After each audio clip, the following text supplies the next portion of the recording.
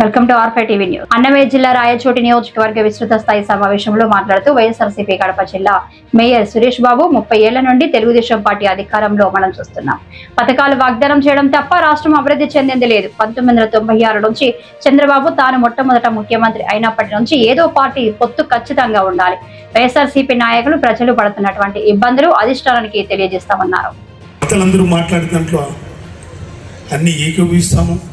అన్ని మాటలు కూడా మీరు చెప్పిన విషయాల్ని కులంకుశంగా అధిష్టానికి మేమందరం కూడా ఇక్కడ వ్యక్తులం 5 మంది చేరవేసి మీ మనోభావాల్ని వాళ్ళకి తెలియపరిచి రేపు భవిష్యత్తులో ఇలా జరగకుండా ఉండేదానికి మేమందరం కూడా కృషి చేస్తామని కూడా మీ అందరికీ కూడా తెలుపుతాం.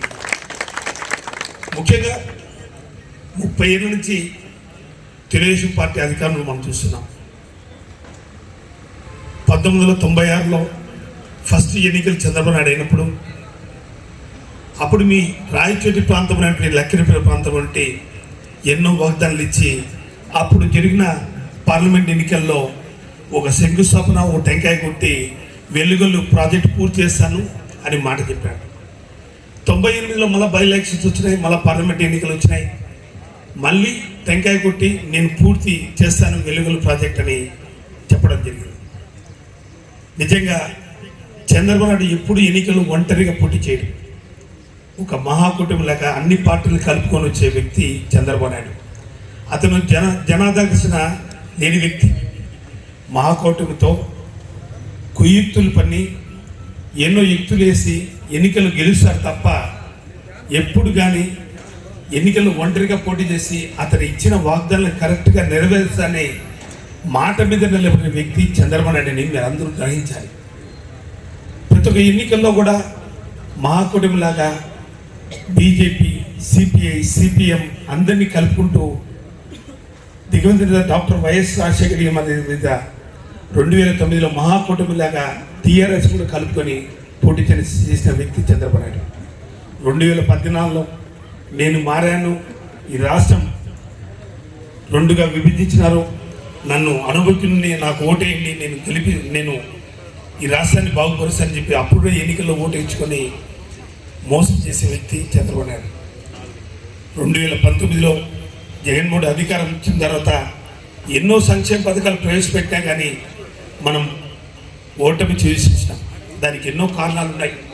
మీరందరూ కూడా చెప్పిన దాంట్లో కొన్ని దాంట్లో ఏకీభవిస్తాము.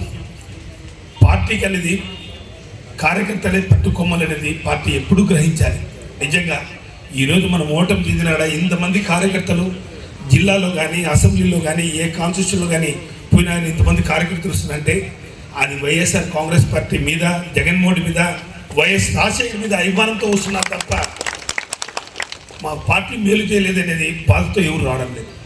ఇప్పటికైనా మనందరం కలిసికట్టుగా 1 సంవత్సరం అయింది, ఇప్పుడే ఇందుకు తొందరగా జగన్మోహన్ అన్ని నిర్ణయాలు తీసుకుంటున్నాడు, ప్రజలే పొమ్మంటున్నారు అని మీరు బాధపడచ్చు. కానీ ఆసన్నమైంది. ఎన్నో వాగ్దానాలు ఇచ్చినాడు. ఎన్నికల ముందు జగన్మోహన్ చేసిన సంక్షేమ పథకాలన్నీ కొనసాగిస్తూ సూపర్ 6 కూడా అమలు చేస్తాను, నన్ను నమ్మండి, నా మాట వినండి. ప్రజలు అతని మాట నమ్మి ఓట్లు వేసి ఈరోజు సంవత్సరం అవుతుంది. నిజంగా ఈరోజు పెన్షన్లు అనేది 3,000కి 4,000 రూపాయలు చేశారు.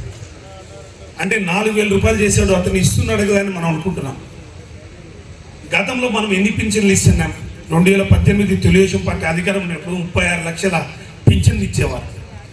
2019 మనం అధికారంలోకి ఇచ్చిన తర్వాత జగన్మోహన్ 64 లక్షల పింఛన్లు పెంచి అందరికీ అర్హులైన వారికి సాచ్యురేషన్ పద్ధతిలో పింఛన్లు ఇవ్వడం జరిగింది.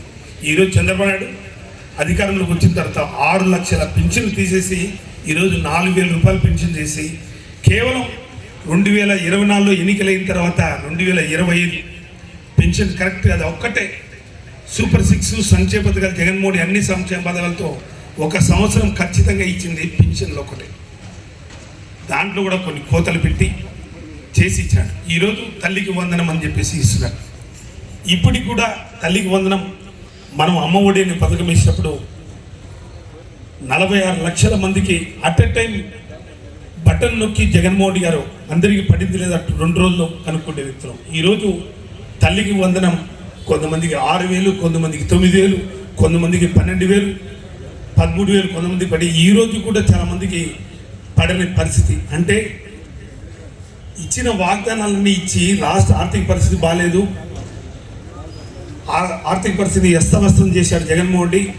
నేను వనరులు సృష్టిస్తున్నా, ఈరోజు నా ఆర్థిక పరిస్థితి బాగాలేకున్నా కానీ నేను ఈరోజు సంక్షేమ పథకాలు కొనసాగిస్తున్నా అని మాట్లాడడం చెప్తుంది. అతను చెప్పిన సంక్షేమ పథకాలు కానీ ఆదరణ పథకం అన్నాడు, ఆదరణ పథకానికి 1,00,000 కోట్లు కేటాయించినన్నాడు.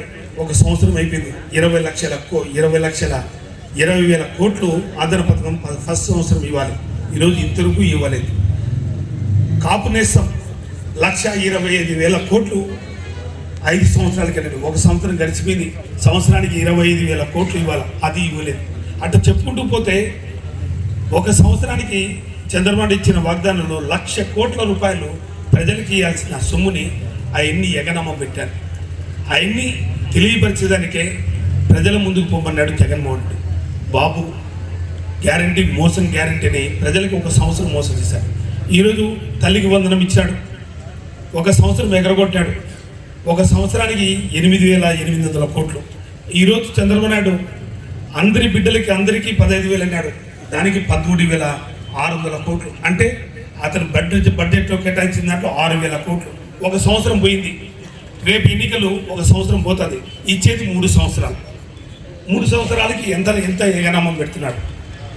ఇవన్నీ ప్రజలకు తెలియాల్సిన ఆవశ్యకత ఎంతో ఉంది. ప్రజల దగ్గరికి వెళ్ళాలి. ఈ పథకాలన్నీ కూడా చెప్పినాడమ్మా, ఇంతవరకు నెరవేర్చినాడా? మీకు చంద్రబాబు నాయుడు మోసం చేశాడు కదా, ఇన్ని వాగ్దానాలు చెప్పి సంక్షేమ పథకాలు చెప్పి సూపర్ 6 పథకాలు చెప్పి గ్యాస్ అన్నాడు. మొదటి సంవత్సరం 1 సిలిండర్ ఇచ్చాడు, సంవత్సరానికి 3 సిలిండర్లు అన్నాడు. ఎన్ని సిలిండర్లు వచ్చాయేమో? 1 సిలిండర్ వచ్చింది. ఇప్పటికి 2వ సంవత్సరం మళ్ళీ ఇవ్వాలి. ఇలా అన్ని మోసం చేసిన వ్యక్తిని మన ప్రజల మీదకి పోవాలనేది ఆవశ్యకత ఎంతో ఉంది నిజంగా.